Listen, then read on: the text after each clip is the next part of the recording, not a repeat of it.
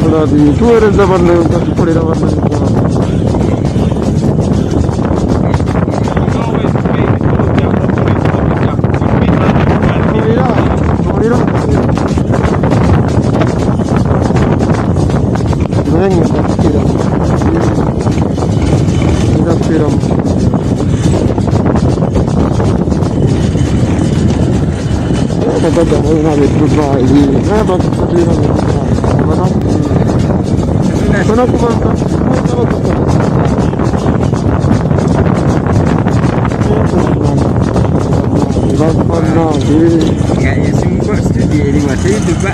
Jadi na UK.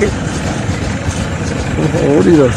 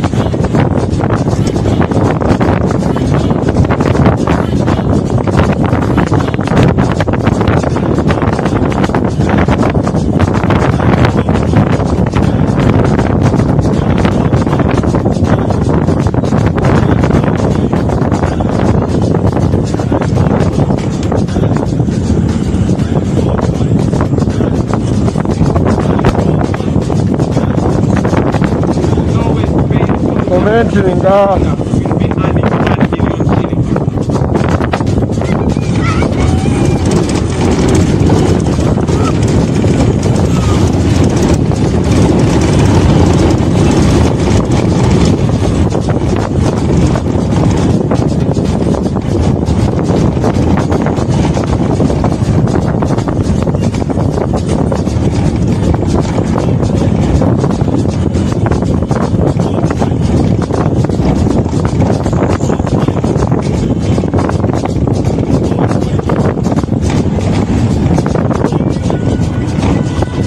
Ono ya pampaddo, ono ya paddeka.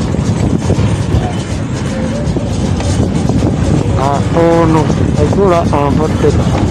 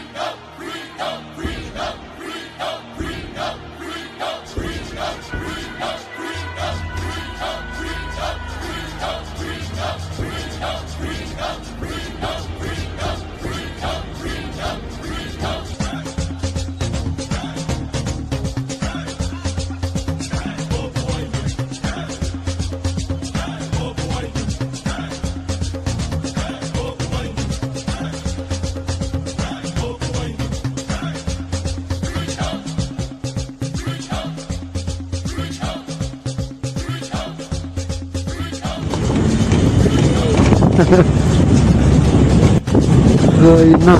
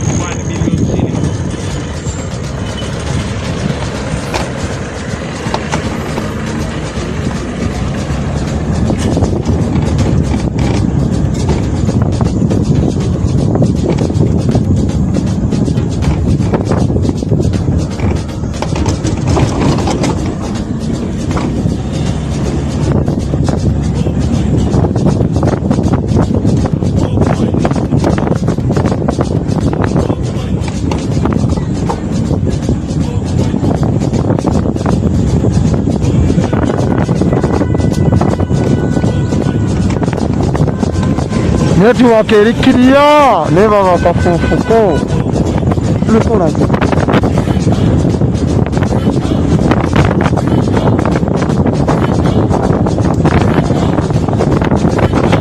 yes kakali tuli kukola satellite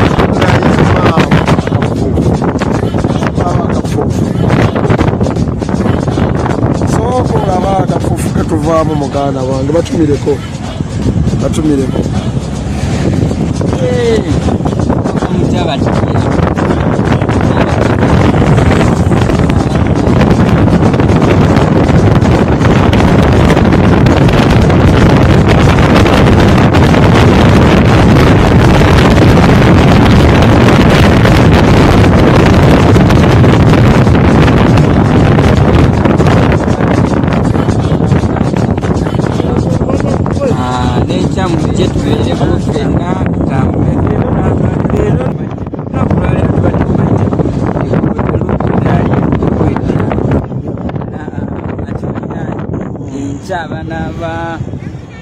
abana bo baita bati amuru tujja tuli mu kujja amuru mutulinde amuru tujja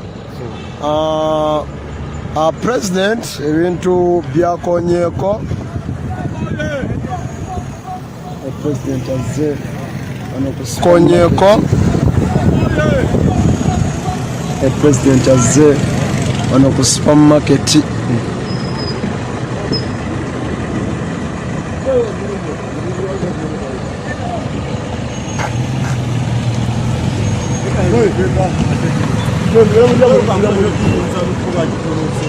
Baba, chechiganye. Chiri okay. So mara tusa mukama wange. Chiri fine. Dona yagambi. Mwere. Mwere sahi. Sio kwa namba. Bagameka.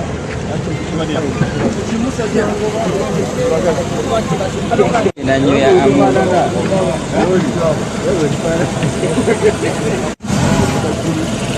Oze encharuli amuru.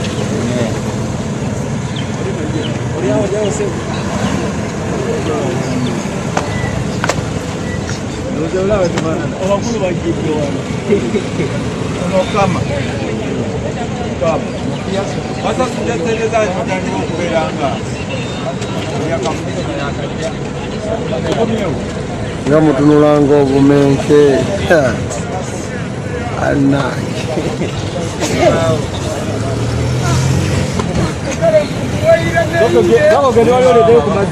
Abudu ne Kazola Abudu ne Kazola aniona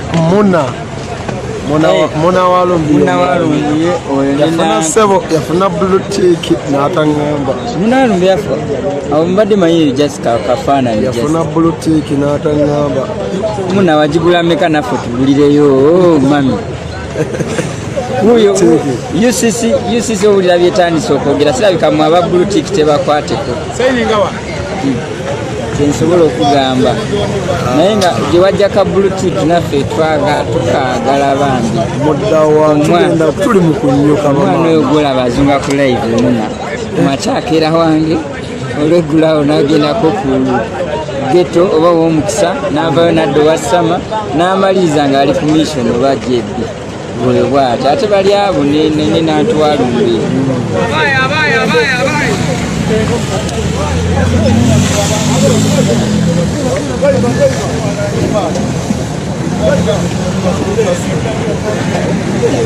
Abdou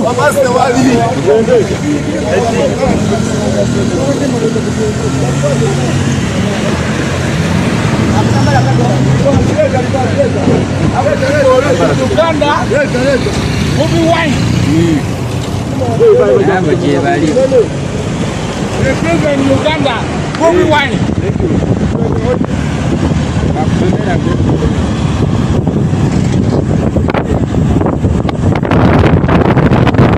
Chipping at Anna Sadaka and Omora, Yamutomet,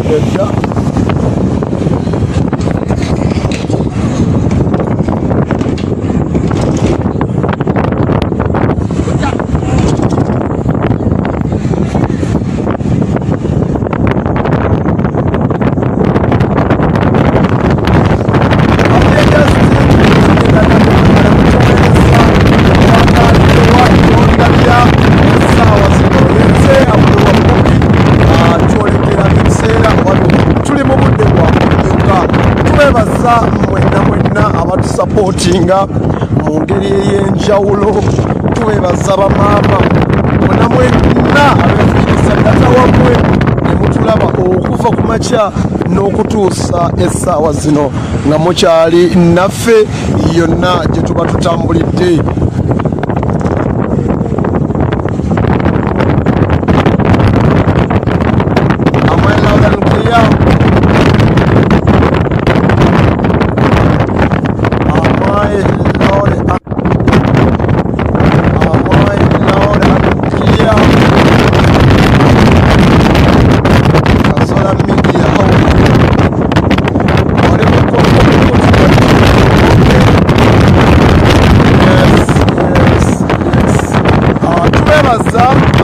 Twebaza mwenna abadda awaka muli mu takisi zammwe mutambula mutulaba nga mudda waka, abali mu bitundu ebimu mu by'Amerika abatulaba essaawa zino obudde nga mmwe wammwe bwakakya ku ludda eyo.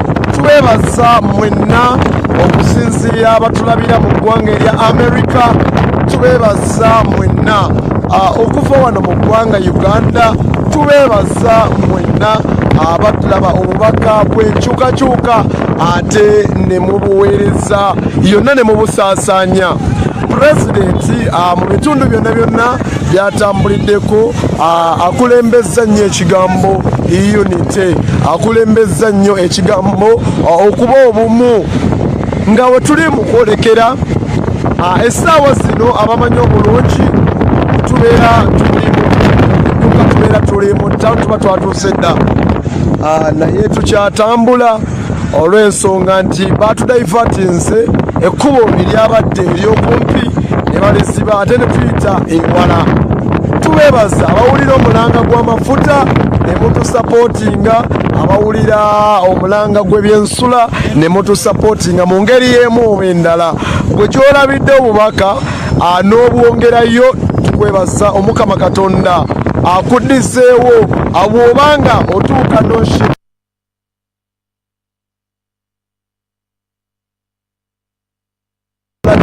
noshiyalinga.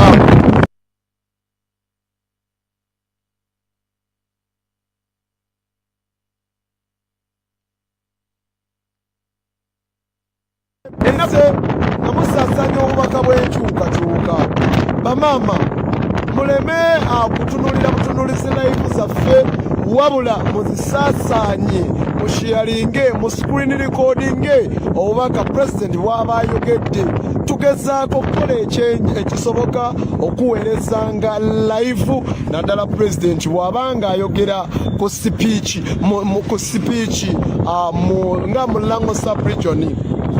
Wabadde mu Lango sub-region, pulezidenti ayogedde ku mwana weeno gwe baatugumbula Lokech. Pulezidenti ayogedde ku mwana weeno Peter Lokech.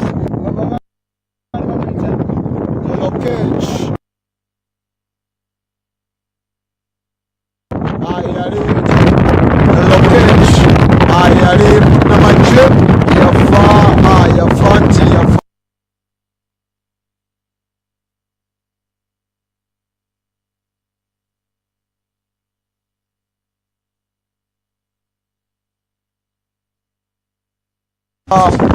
Body plot.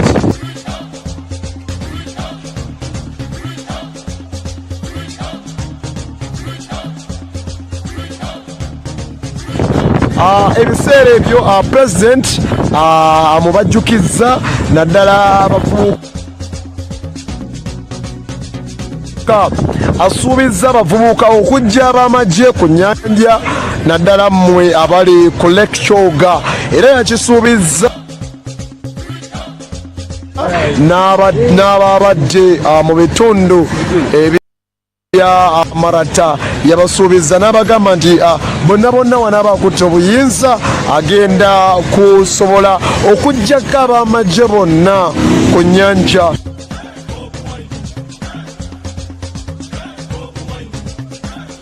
Yencyanga simanyi lwaki ku Jebi Muwonge ye cyanga nze Abdul wa Bobi ku Jebi simanyi lwaki oludda eno ye cyanga oludda eno simanyi lwaki ku Jebi Muwonge ye cyanga simanyi lwaki ku Jebi Muwonge ye cyanga nze Abdul wa Bobi ku Jebi Muwonge ago wandagadde okutusupportinga mu ngeri ki eya data ebyensula n'okutusupportinga ku mafuta mu ngeri yonna osobola okutuyambako okuludda eyo okutuuka late n'essaawa zino kubanga tukyali live nkugambye batudaivatinze ne batukwasa ekkubo eryabadde eryewala.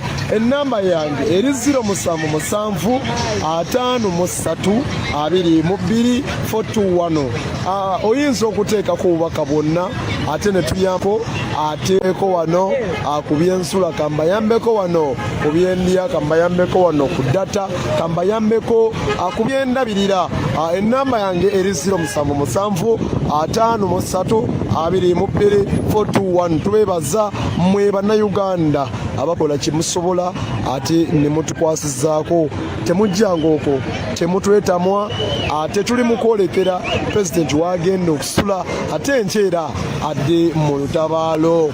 Yenze Abdul wa Bobi okusobola okuweereza n'essaawa zino bannaffe emmotoka yaffe ey'amawulire efunyemu obuzibu mu mupiira tusobola ate okugivaako tugobe pulezidenti kwate endala tugobe pulezidenti ate tubeereko ababadde naffe yonna gye tutambulidde network ebadde nnungi but I don't know kanjose ku network era ku Airtel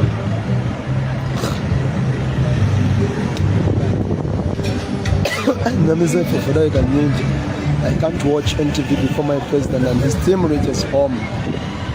Bwatyo bagambye bwatyo bategezezza asobola kulaba NTV nga tasose kulaba president wagenda kusula naye bwatyo bategezezza eyandi tuyambye enamba zange nziteekawo era awo ku mukutu gu Jebi Muwonge obanga munnayuganda munnaffe osinziira mu ggwanga ky'okutulaba leka tukukaabirire leka tukusaba obuyambi kuba bannayuganda sitwaga eno mmwe naddala bannaffe abali ebunaayira sitwaga eno batulabiridde nebaza mami Betty okuva mu ggwanga lya America bambi weebale kutwagala weebale kutusupportinga nyongera okubajjukiza n'ennamba yange oba ennamba yaffe ne ttiimu etalina ddoboozi mami Betty akugamba ukyenkuwa gabanako ne banno. Ennamba yange eri 0775322 akugamba Abudu bannaffe ttiimu nene naye akatono ako kemba wadde mukagabane. Waliwo n'omukyalo omulala we naaba mutegedde wallahi nja kuba mwanjulira waliwo n'omukyalo omulala bamuyita Mami Eva Namakula ali mu ggwanga lyawa ali mu ggwanga oba lya America naye yeetegedde Mami Eva Namakula. We appreciate you ogezaako okutusupportinga mu ngeri emu oba endala. Tuli mu kibuga Gulu wano mu Gulu tugenda kubawo lwa Saturday bannagulu oba mwenna batulaba abokusinzira wano mu kibuga Gulu tugenda kusula mu kibuga Gulu. Musobola okujja era nga ababadde bakola abalala bonna okujja bamama bakadde mu bagambe nti omukulu ansuze wano mu kibuga Gulu. Bajje bamuwe emikisa, bamusabire essaala, bamwagalize ebirungi naddala abo ababa bamuliranye ku woteeri waba yasuze. Njagala osasanya obubaka buno nti pulezidenti asuze mu kibuga Gulu. Bamama naddala abakadde babadde yonna gye tutambulira nga bajja ku hotel ne baagaliza pulezidenti emikisa, ne bamuleetera sapule, ne bamusomera ku dduwa abasiraamu. Bajjajja abakkiririza mu madiini amalala nabo ne bajja ne bakola ogwo.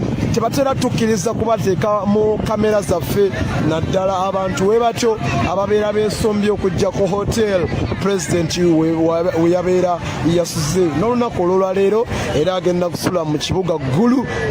Ate aveemu mwagenda okuyolekera, tugenda kwolekera disitulikiti endala enkya. Sooka nkemererako tugenda kodda enkyawa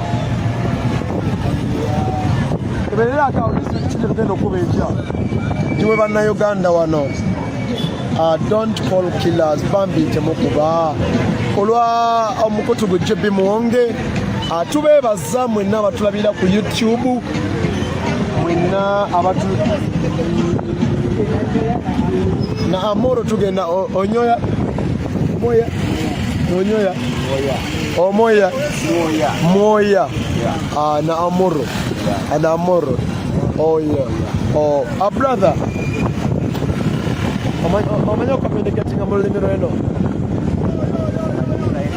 katono osobola okwebaza banna Alango region olulimi lwono bagamba nti pulezidenti azze era olunaku olw'enkya bajje bamulabeko ate nga yolekera olukyole tolumanyi omanyi ki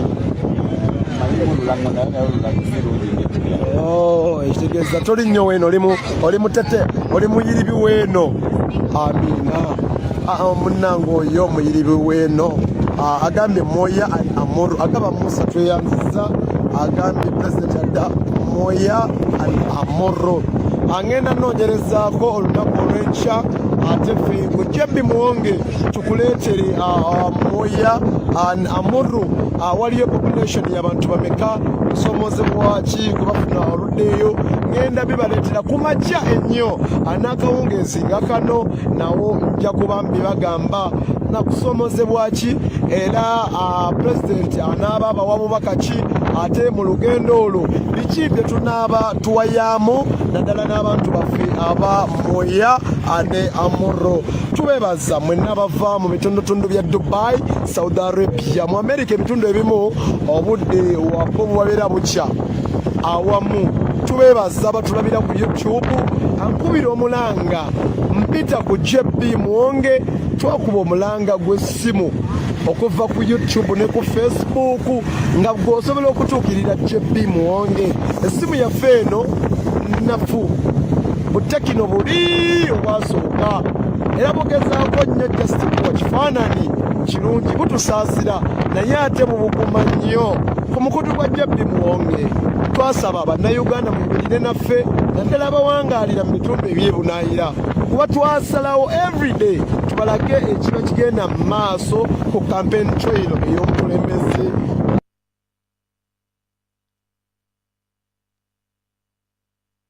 ate apinga mu ndala ate nno ab'owa Kiseka ne batulaba ab'owa awo mu Majestic Plaza ne batulaba ku katale ejjinja Central Market ne batulaba nali muli mwenna abasonda ne mutulaba bamaama bataata message etuuka gye tuweereza twagala muyimirire naffe bannayuganda oyita ku 077 kiwandiike eri 077 53 22 421 nkabira gwe ali ku YouTube ne ku Facebook.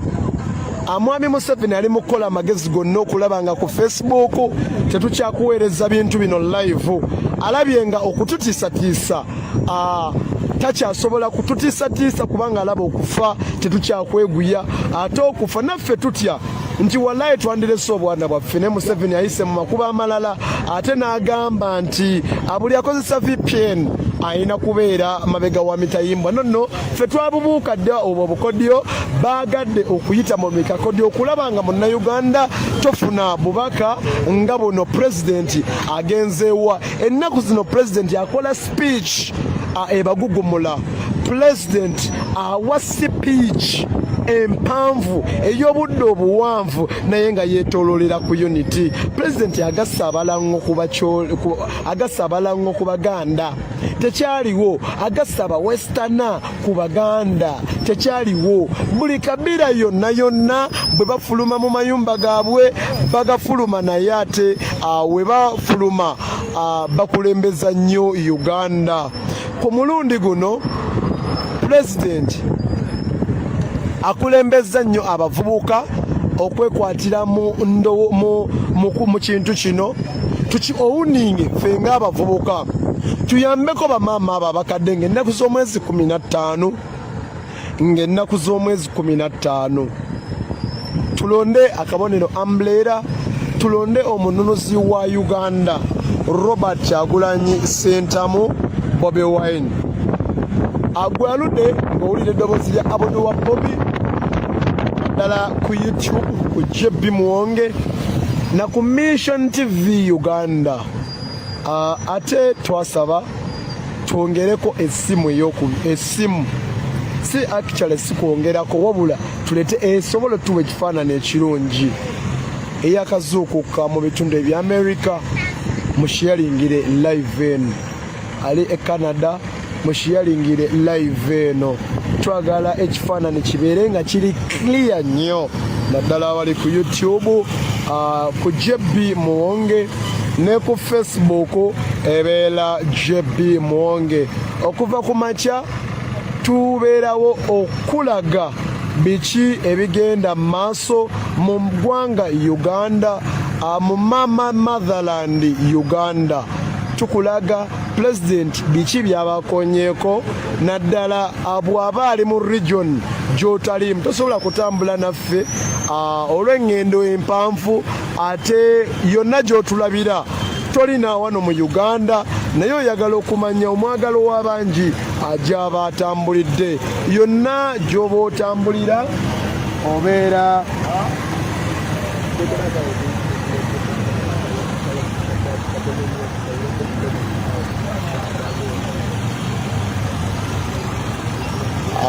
lipo mukoto gwa JB Muwonge kansubire nti mumpulira ndi loud and clear.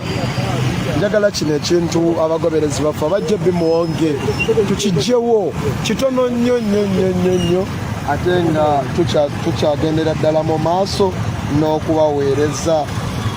Mbalaba wano comments zammwe Sentongo Juma agambye grateful. I can understand you dear, just next time you need to pass the test. Mugwanya webale kusiima Jebiju bwati bwagambye. Comment zammwe ziraba abali ku YouTube naddala baganda baffe abali ku YouTube twasaba essimu esobola okutulaga ekifaananyi ekirungi gwe aludde nga agoberera JB Muwonge ebbanga lyonna tubaddewo okumala emyaka nga 7 weetuli n'essaawa zino okuweereza. Bwe tuba tukubye omulango ogwo tulabira ddala nga munnayuganda tetukaabye nnyo. Twagadde omulanga guno tugugabane ne bannayuganda bonna. Twagala essimu essaawa zino osobola okumbuuza mulinawo ssente mmeka tulinawo ndowooza seera nabinootinga naye tuli mitwalo nga 24 yeeki 24 waliwo abatuyambako abasooka okutuyambako neera ku makya nja kujja era mbawe ebibala ebituufu osobola okujja mu kabokisi kange aka whatsapp oba okunoonya JB Muwonge nga omuntu ku ludda olwa whatsapp enamba ya JB Muwonge enamba ya JB Muwonge abagirina musobola okugigabanako naffe enamba yange eri 0775 53222 ya whatsapp osobola okutuyambako twagala vidiyo ebeere ng'eri kiriya nnyo ate essimu gye tulina akasimu kakadde bwe katuuka ewantu ewali ebbugumu ng'ate gye tuli mu kwambuka kabuguma ne kavaako n'oba nga ekifaananyi kikutukakutuka yimirira naffe ku naddala affe abava ku management ya JB Muwonge mutulaba ku YouTube atapinga kino muganda wange njagala okukwebaza obanga muli mu studio njagala okukwebaza JB Muwonge omulimu gwokola gwa ttendo nange abeera eno mu field ate mpeereza nga ndi musanyufu nnyo nyini ddala nkwebaza wadde toli mu field naffe naye omulimu gwokola gwa ttendo muganda wange JB Muwonge. I salute you sir, I salute you my brother. Oye CEO owa JB Muwonge TV, JB Muwonge all companies kasita ziri nga ziri wansi wa JB Muwonge. Yenze Abobi wa Bobi okuva ku makya kuweereza ekifaananyi n'okutuusa essaawa zino webungerera president wamala okufuna Boat hotel wabagenda okusula ate nze sola kujjako kamera nga president simaze kulaba wagenda kuwummula kubanga akonvoyi yaffe emabega ekyaliko patulo ezisoba mu 15 tetumanyi lwaki bakyamugoberera ne wabagenda okusula tetumanyi lwaki bano abasajja bangi abakemettererwa emmeeme abagala okutuusako pulezidenti waffe obulabe kyova olaba bayita pulezidenti yabakoledde akapodiyo agamba nga wenkulembedde bannayuganda kankyuseemu ku sefune yange ayambala bulletproof pulezidenti gyayambala ennaku zino okuva we batta omwana eyiganga yagamba nedda bino ebintu ate nali manyi mwami Museveni agenda kuswalamuko agambe nti tikigumbudde bannayuganda abamala naye kanekubemu mu kifuba bannanga abantu abo bo bakkiriza nti omusaayi bwe bagulabako lyessanyu lyabwe muyimirire naffe bannayuganda okubaweereza tetuyina kyetuba musango gwe tumenye okubaweereza ebintu bino live. Amawulire agali mu kusatulatinga ku social media ga VPN abakozi bannakyemalira bategeezezza nti ffenna kasita oba nga oli ku Facebook ng'okozesa VPN okikola mu bumenyi bw'amateeka era oba ogenda okuvunaanibwa. Abantu bano baludde ebbanga ddene batuteddemu zijaama ezisukka 14 ezisukka ennya drones ezitataganya network. Munnayuganda obeere nga tofuna kigenda mu maaso. Balabye ng'ekyo tekimala obubaka pulezidenti bweyongera kubuna mu bannayuganda. Batulaba mu nsi z'ebweru n'essaawa zino tuli live kubanga osobola okungamba ziri ssaawa mmeka e Uganda. E Uganda ziri essaawa 2:21. Tuli mu kufuluma ggulu wemba ndi mu kulaba. Tetumanyi wa gye tulaga ate pulezidenti ayinza okuba alina wasooka okugendako sisobola kujjako live zino paatulo ezikola effujjo ku bantu. Njagala nsooke ndabe pulezidenti wa wagenda okusula ate live ekomekerezebwe naye nga live ekyagenda mu maaso abali ku YouTube wallahi musukka olwenda njagala mbakubira omulanga ku Facebook nina abasukka ebibiri ku YouTube nina abasukka olwenda njagala muyimirire naffe bannayuganda naddala abagobereza bali ku JB Muwonge twagala tukyuseemu ekifaananyi ky'essimu n'okubuguma kw'essimu JB Muwonge yajja ku grawundi era twatandika twakamala emyezi gisa omwezi omulamba tugenda gukuba enkoto nga tukuweereza live abodo wa Bobi mbeerawo ku grawundi okuva ku makya paka we bungerera nga nkyalaga munnayuganda pulezidenti ayiseewa agenda sulawa obudde bumuzibiddeko wa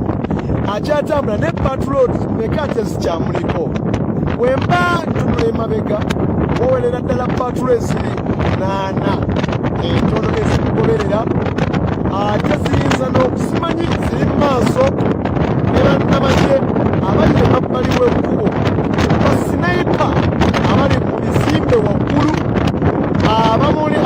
abali mu bizimbe waggulu w'abagenda okuyita tubagamba mwenna muli bannayuganda obudde bugenda kutuuka ebintu ebyo bibeere akawunti okummwe obudde bugenda kutuuka muwera n'olukumi abali ku JB Muwonge ku YouTube mukkiriza abodo wa Bobi ku lwa muganda wange JB Muwonge nkuba omulanga kuba ku JB Muwonge musobola okutulira wallahi tetusaba JB Muwonge tetera kukuba mulanga naye nange kennyini bukyangambaawo mbadde siwulirangako mukutu gwa JB Muwonge nga gusaba obuyambi netwagala muyimirire naffe luno omulundi essimu ate ng'ebegenda kuyamba ffenna ebegenda kuyamba okusobola okuweereza ekifaananyi ekirungi netiwaka esobola okulwanagana ne netiwaka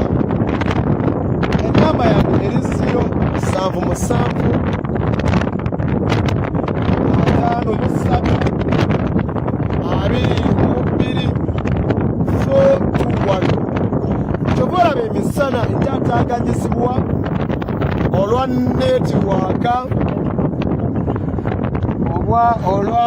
olwa netiwaka emisana ntaataaganyizibwa olwa netiwaka n'essimu ebeera ebugumye nga bwe tuwerekera pulezidenti nkubira mwenna bannayuganda abaakazuukuka ozuukuse abodo wa Bobi nina omulanga gwenkuba ku JB Muwonge ku YouTube muli 992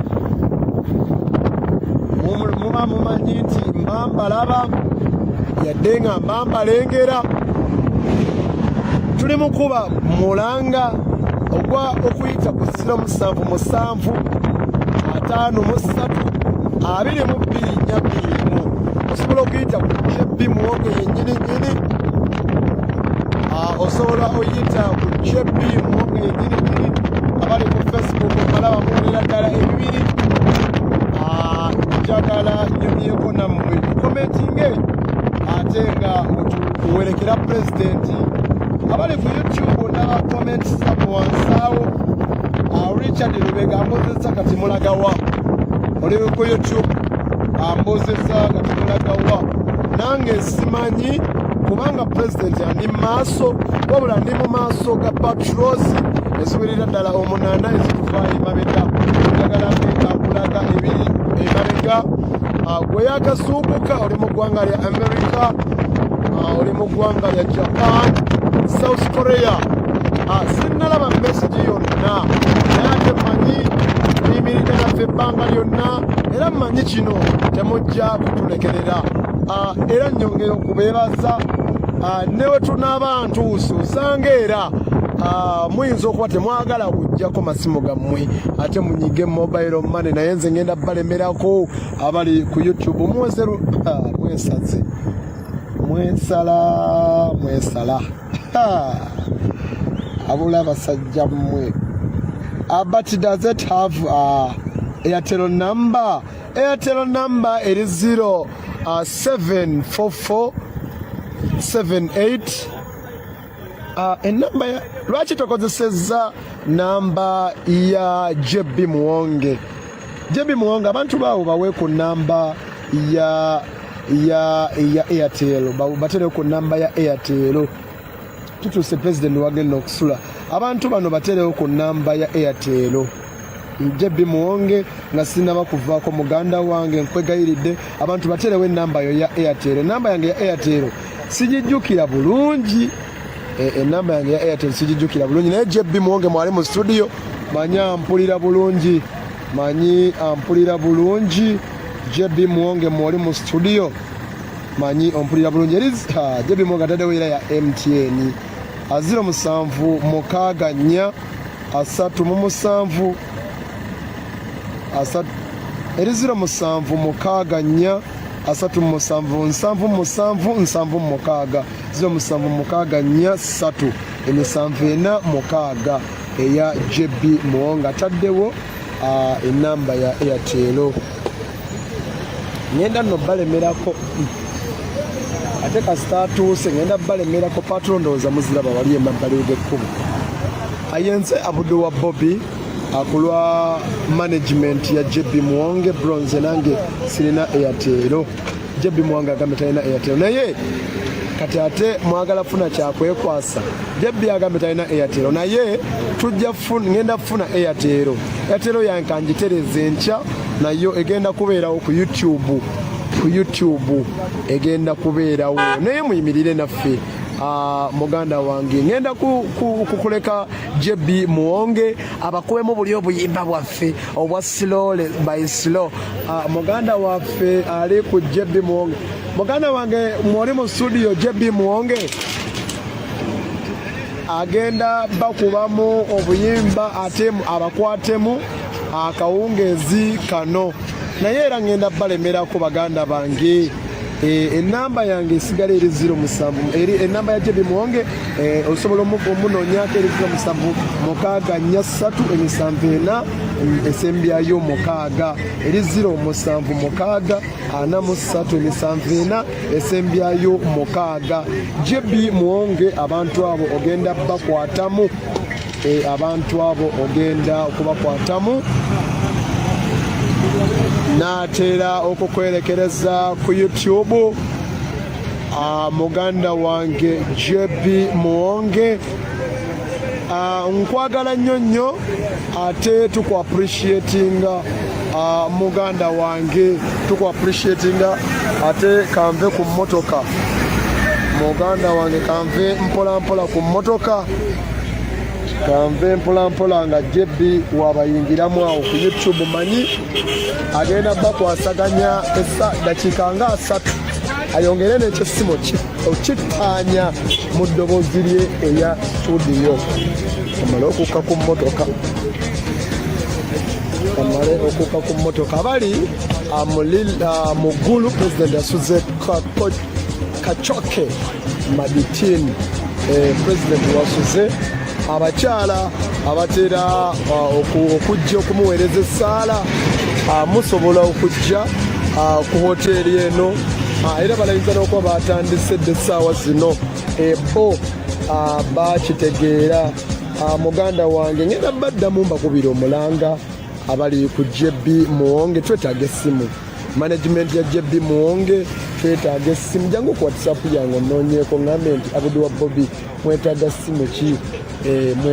ssimu ki obuyimba ntandise obuwulira mu studio ku YouTube ya JB Muwonge yeffe JB Muwonge kasangwawo kawo kadda ate kalibeerawo tulibeerawo ebbanga lyonna okusobola okubaweereza ate kasita twajja ku ground ebintu ebisigadde mu bitulekere tubebaza mwenna abatulaba nga mukyadda waka tubebaza mwenna abatulaba ala nga muli mu taxi zammwe mudda waka abatulaba okuva mu America Japan n'ebitundu ebirala ng'ewammwe obudde bukedde ffe wammwe ewaffe essaawa ziri 2:32 essaawa ziri 2:32 ate tugenda kuwummulamu ate olunaku olw'enkya twolekere moya twolekere ebitundu ebirala but MTN can send on Airtel. Yeah, MTN can send on Airtel. Nayise ku Facebook ya JB Muwonge kandabe ku comment zammwe. France kati lwaki oyogera wasuze eyo oliyo omutemu brother wa Museveni? No, tebayina Mukama Katonda yatukuuma, tolowooza nti bamanyi tubatusuze ate president abadde era abagamba abasuze kyetukoze tekimenya mateeka kyensuubira wembadde mubadde mutugoberera. Mukulikeeyo mwana kasozi kyalisayise ku YouTube ya JB Muwonge, mukulikeeyo mwana, mwebale kutuweereza Abdul wa Bobi n'akyogera mu Luwalabu. Halima woba oli bulungi kyensinga emirimu gibadde gitya. Musime Yugi never show location of the president's new location please. Okay, bwatyo bwasabye ye tayagala kulaga. Bannayuganda tuweereza mmwe era kyemwogera ate era kyetugenda nakyo ate ffe kyemutusaba kyetubawa era tekijja kuddamu kubaawo wano ku management ya JB Muwonge. Enamba yaffe era esigala eri 0775322 osobola okutuyambako ku YouTube.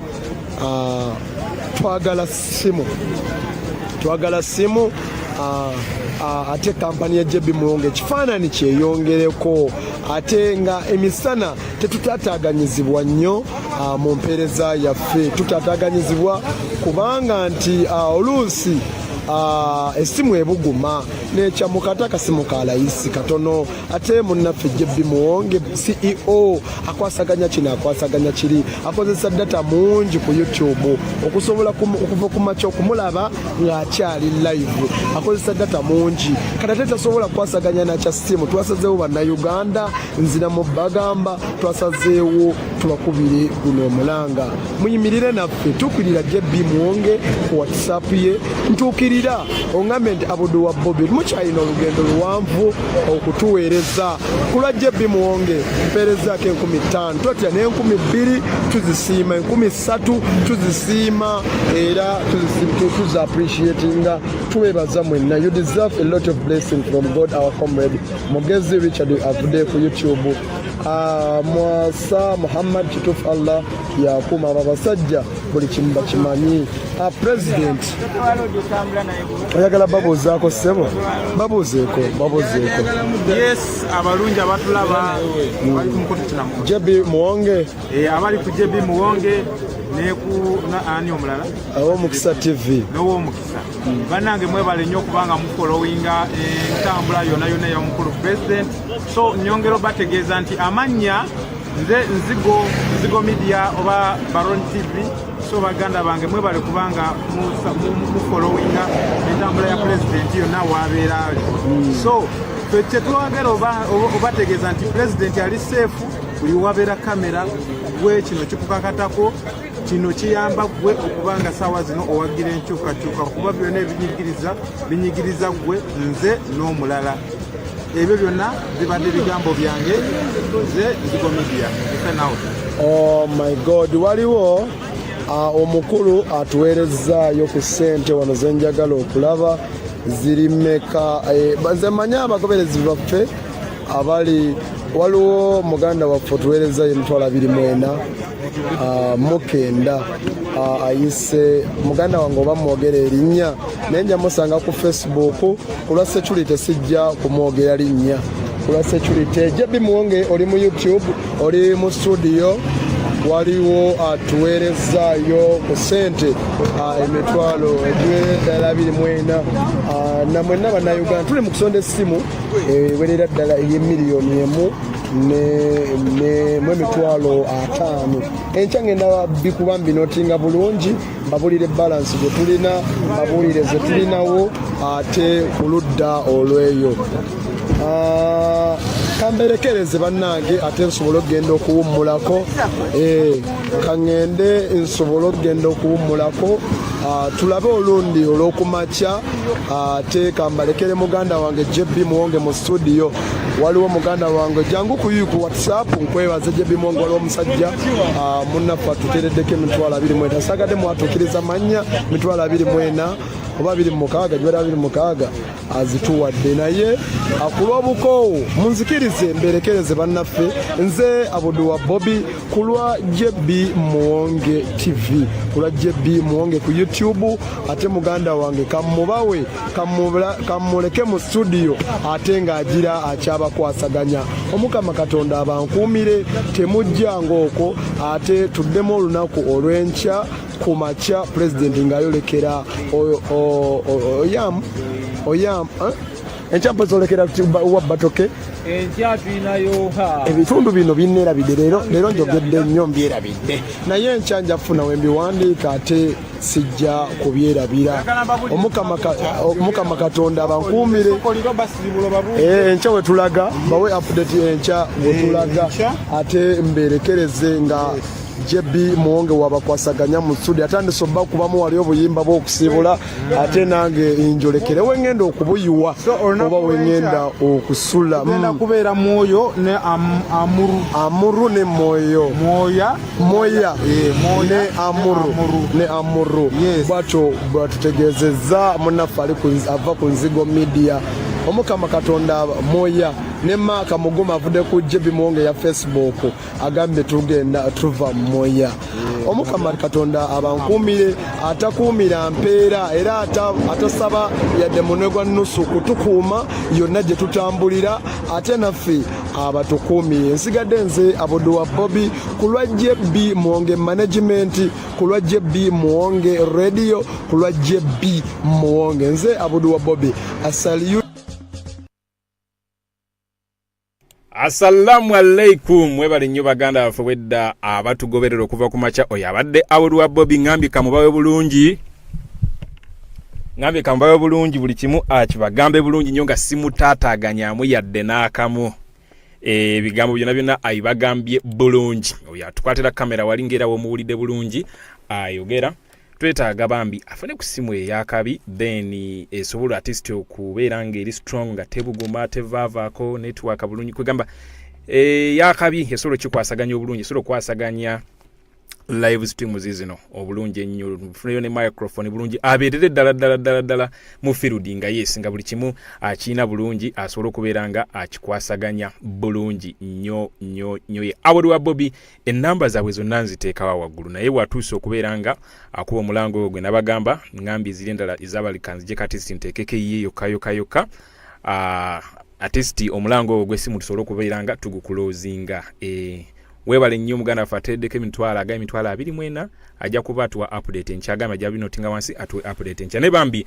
tukikwasaganye ekyo nakyo kiggwa artist abudu tumubeereremu bulungi nnyo ku lwa JB Muwonge nga bw'ayogedde tubaweerezza nno wano okuva n'emyaka naye ndowooza sijjangako wano nenkuba mulange ogwo kale yenna guwulidde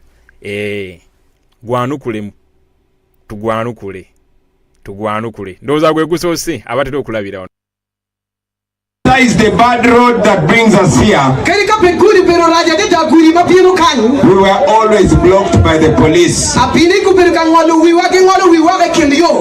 But by the grace of God, we've been able to make it here.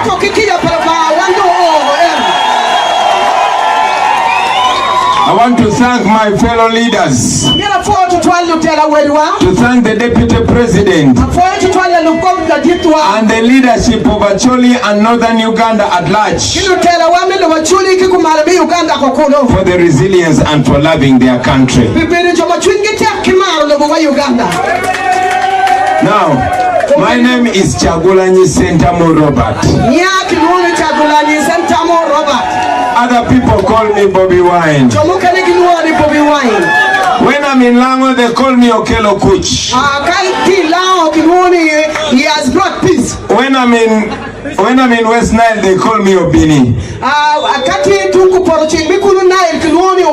But when I'm in Acholi land, my name is Ogeng Lapierre.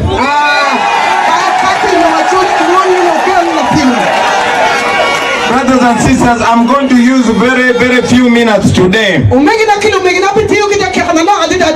I've come to deliver a very important message to you.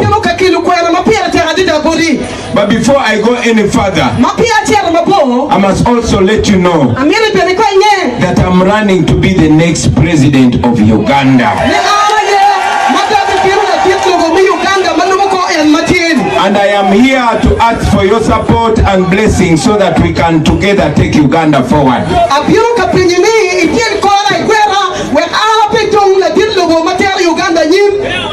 I know I'm talking to relatively young people.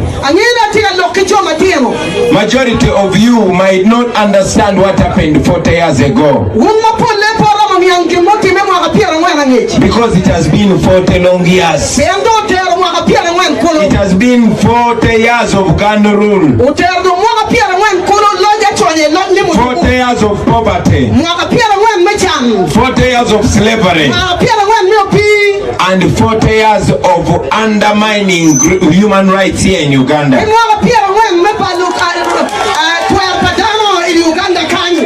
But I'm telling you that we have an opportunity. An opportunity to get ourselves from where we are stuck. And to together achieve a future that we deserve as the people of Uganda. Now 40 years ago, Museveni took over our country. He was not voted. He was not elected. But he fought against the former president. After an election that happened in 1980. An election where Museveni got only 1% of the vote. I will say that again for clarity. In 1980, there was an election, and Museveni got only 1%. But he said they had stolen his vote, and he started the war. And in that war, more than 500,000 Ugandans died. And Museveni told our parents that he was bringing democracy to Uganda. He wanted to bring back human rights, and he wanted to stop the stealing of elections. Now we are supposed to be in a campaign, and I'm a presidential candidate. But have you ever seen it anywhere in the world where a presidential candidate must put on a bulletproof and a ballistic helmet? Because he's fearing for his life. You have seen on TV every day. Every time we are campaigning, they are shooting at us and shooting tear gas at innocent citizens. Those are the things we are trying to end in Uganda. I am aware that even before I came here, they were stopping you from coming to this rally and paying young people not to come and listen to this message.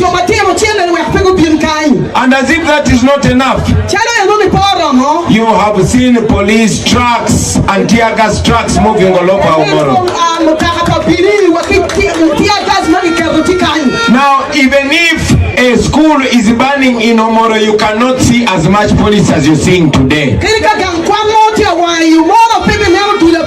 Even when there's a big problem, even when the church is burning, you can not see such police.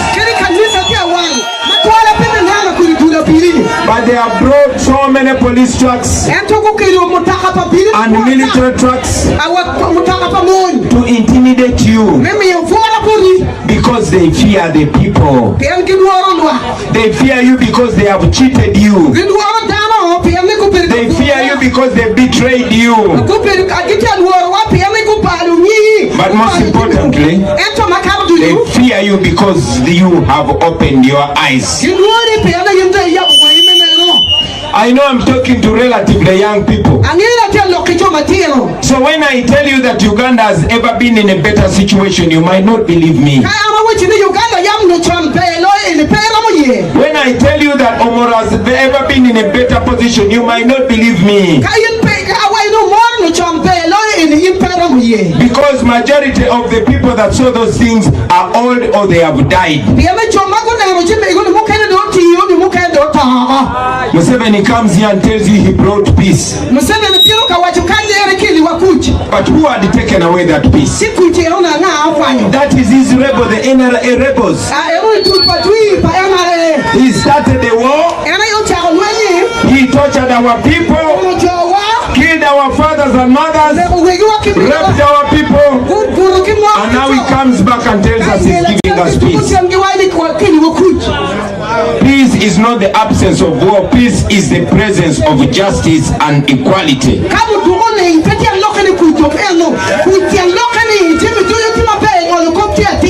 So here I come to you, brothers and sisters, to tell you that we can live in a better country. 40 years is enough for one leader. It has been 40 years of Museveni. But look at the road that comes tomorrow. Look at the health center near you. Look at the school near you. Even if they use the police to torture us, but look at the condition of the police stations.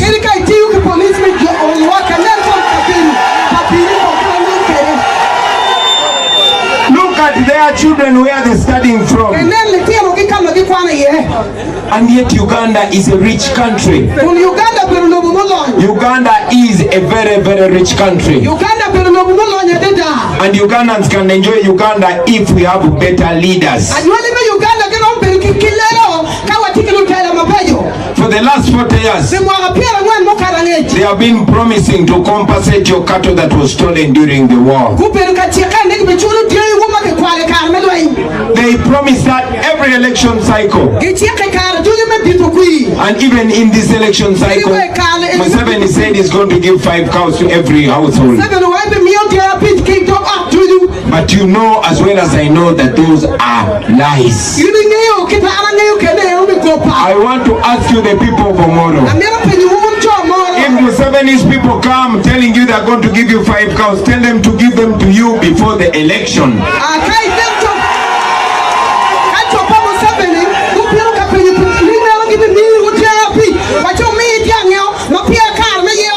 And then you'll understand what I'm talking about.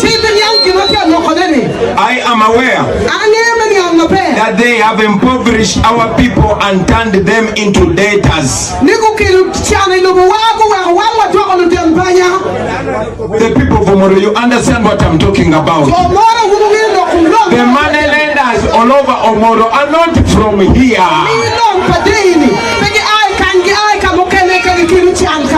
That is, in English, that is called colonialism by fellow black people.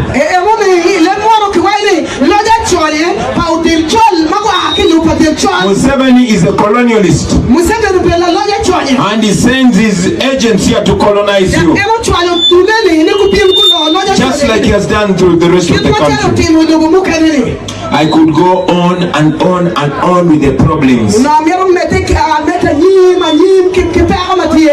But this generation of ours, we need to take a step forward. We know our parents and grandparents suffered.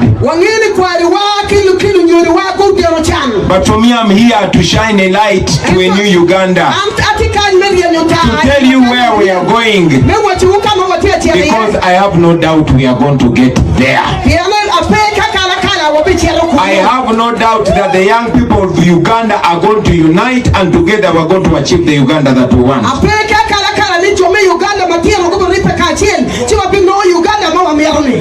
Now, for me, I was a musician. Many of you know me. But I came into politics because I knew we had to inspire each other and understand that this is our country. And that we are the hope that we've been looking for. Nobody else is coming to save us. We are the ones that must save ourselves. And unfortunately, we must also save our parents. Those that are still alive, they've already lost hope. I see somebody there. Is everything okay? Yeah, all right. Everything good, man. Everything all right. All right. People power. Our power. So brothers and sisters, I am here to ask you, especially the young people of OMORO, to join this cause.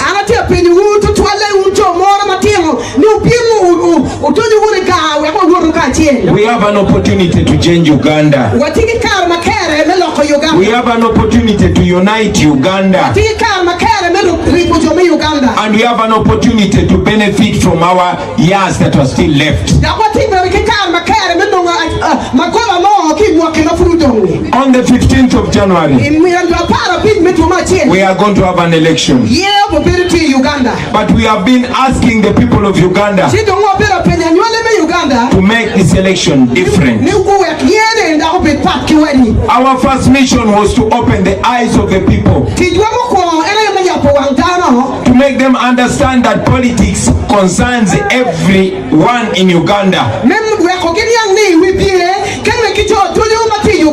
To make them understand that every decision about their life is made by the politics of their country.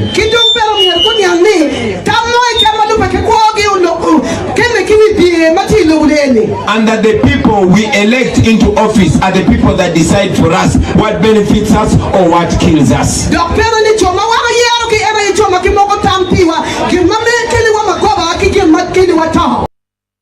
So on the 15th of January, we are going to make a very important decision. And that decision is going to decide whether we stay in the old Uganda of Museveni or we go to a new Uganda of you and me and all of us. Now in that new Uganda, I say in that new Uganda, first and foremost, every Ugandan will be equal with each other. This is a Uganda that is going to offer equal opportunity for everybody that lives in Uganda.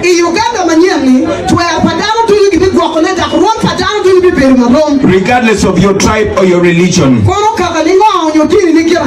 In a new Uganda, to get a government job, it will not depend on your tribe. It will not depend on what language you speak. It will depend on your talent and your willingness to work.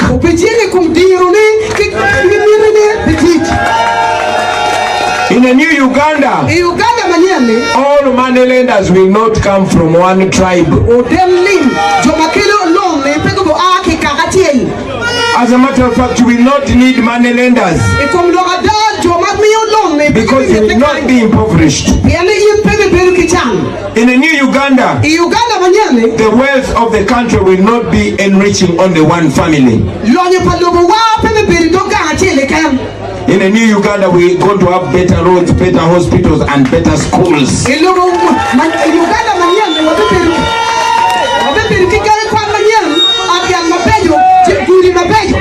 I'm talking about this because I know it. Somebody might ask you, Bobi, where are you going to get the money to make all these roads? But let me tell you this. The money is there. It's only stolen and used by one group of people. For example, did you know that every year Museveni and these people are stealing 10 trillion from the people of Uganda?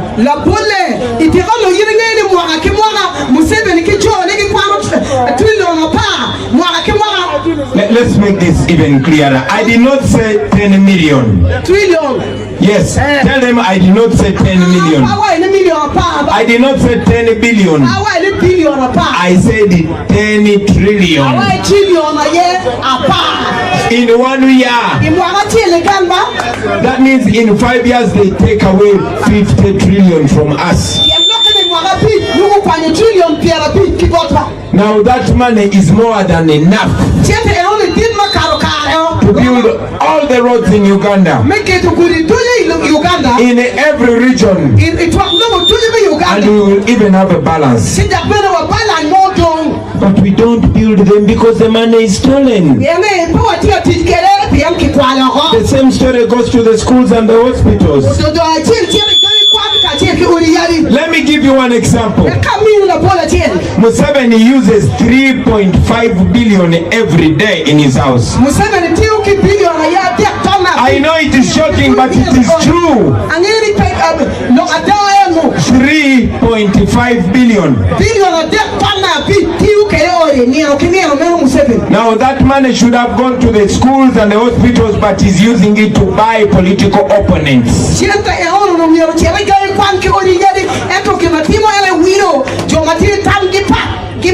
So that shows you Uganda is not poor, but we just choose bad priorities.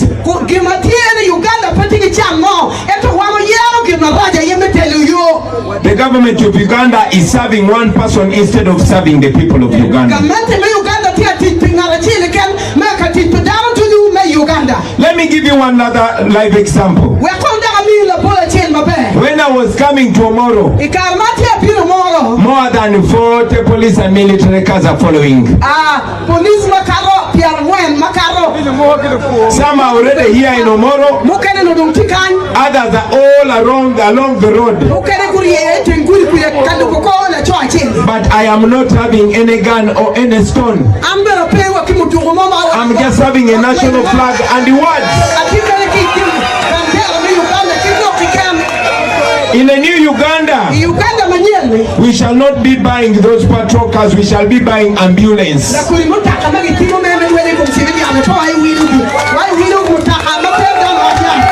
In a new Uganda, we shall not be paying police and military officers to scare people. We shall be paying teachers and doctors. Because that is what benefits our people. In a new Uganda, a leader will not be in power for 40 years. We are going to make sure that democracy, real democracy, stands in Uganda. Now, before I conclude, I want to tell you one story. You see, the long time ago, there was a Russian dictator called Joseph Stalin.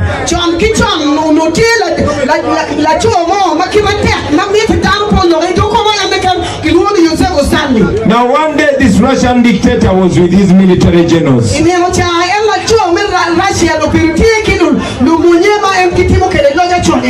And he said, let me show you how to break down people and make them bow to you. And make them worship you even if you oppress them. So Stalin got a live chicken. A live chicken. A live guano.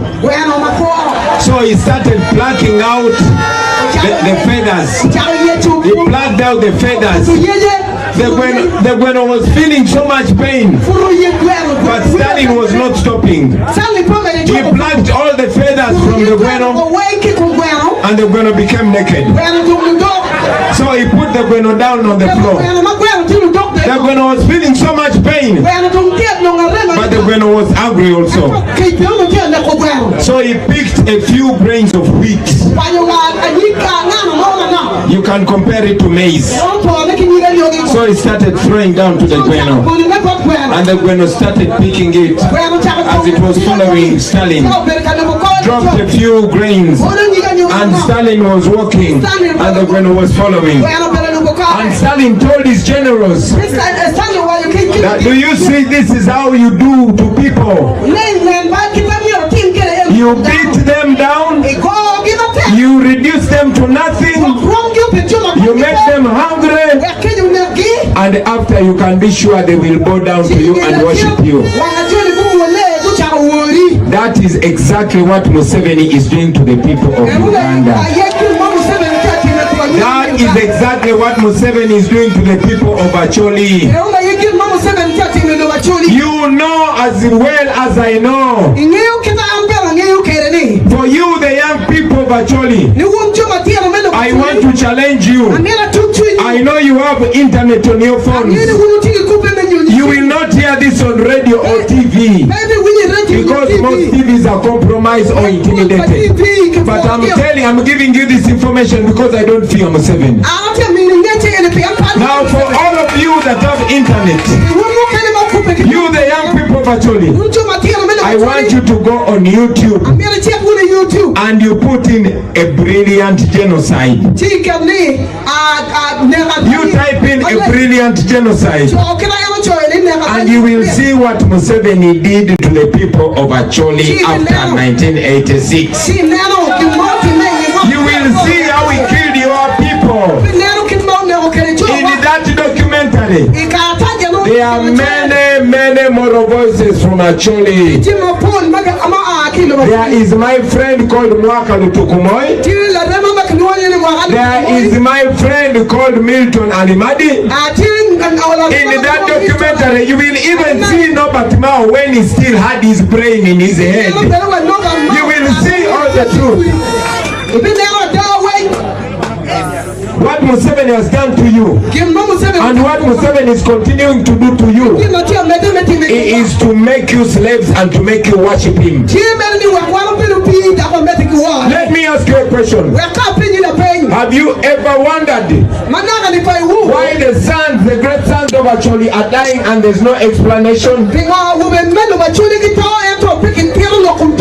Have you ever got answers about the deaths of Julius Oketa? Have you ever had answers about the death of Walter Ochola? Have you ever had answers about the death of Paul Okech? Have you ever had answers about the death of Jacob Olanya? Now that is for you to think about. That is for you to think about. And after doing all that to you, he will pick a few leaders from Acholi. He will feed them and make their stomachs big. He will pick people who used to speak for you. People like Norbert Mao. He will fill their stomach and they will change their words. But I want to tell you, your hope is not in the politicians. Your hope is in you. Your hope is in you. When you choose to free yourself, the rest of the country will be free. What is happening to the people of Acholi? It has happened to my people in Buganda. It has happened to the people of Kasese. It has happened to the people of Busoga.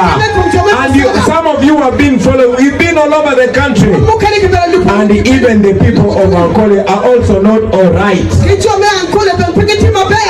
So in this election, I keep telling people that when we went to court and Museveni rigged the court as well, we told the people that now we are bringing the case to the court of public opinion, the court of the people.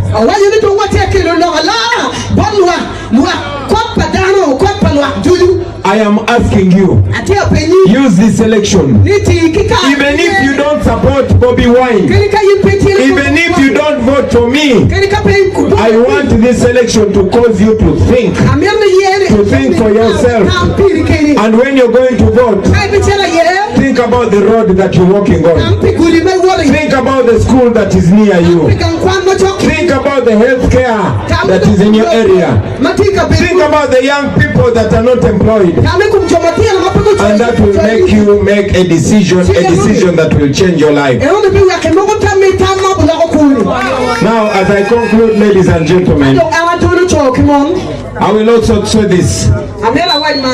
That for me, I come to stir up this young generation, to make them understand that Uganda belongs to them, and to make them understand that they also have a share on Uganda. But for us to achieve that, we must unite. We must unite. I can tell you this. For 40 years we have been divided. Divided for reasons you and I never took part in. Because Museveni knew that if we are united, it will be over for him. So he made sure there's division. The Acholis are not friends with the Banyankole. The Banyankole are not friends with the Basoga. Basoga are not friends